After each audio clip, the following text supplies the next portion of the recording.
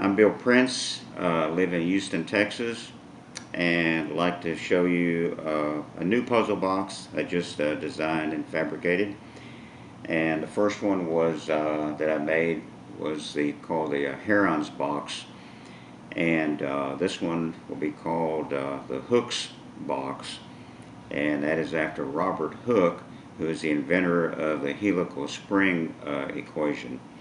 And the reason for that is that my box uses some helical springs to operate the locking mechanism.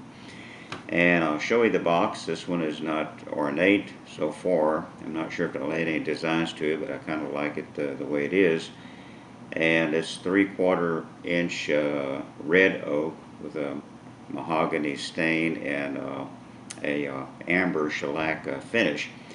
So it's not really intuitive where what opens on it has no moving parts. There's no ball bearings running around inside that you follow a path until it releases the latch, and no moving parts, like I say. That type of a box to me is more like an equation, or not an equation, but a combination where you have to move, different pieces of wood certain ways, and finally it'll release the latch and unlock the box. Anyway, my box here opens with an impact load. Not only always the first time, but I'll show you. There it goes.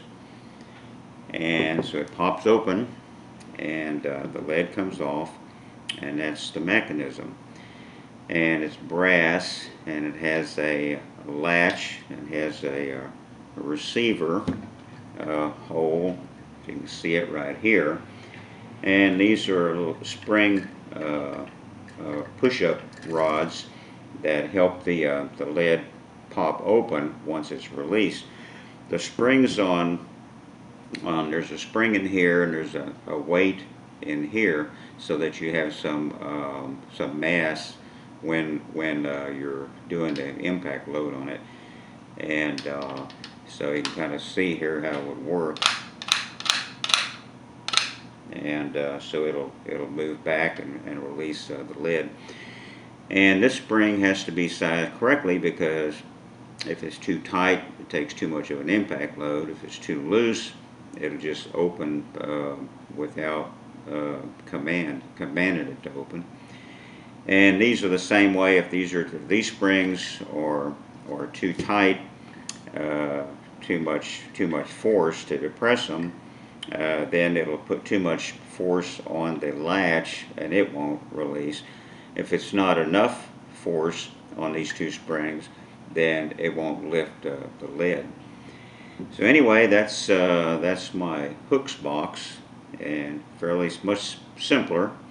It took me only 3 or 4 days to make it, versus the Heron's box took me about 3 months to fabricate it.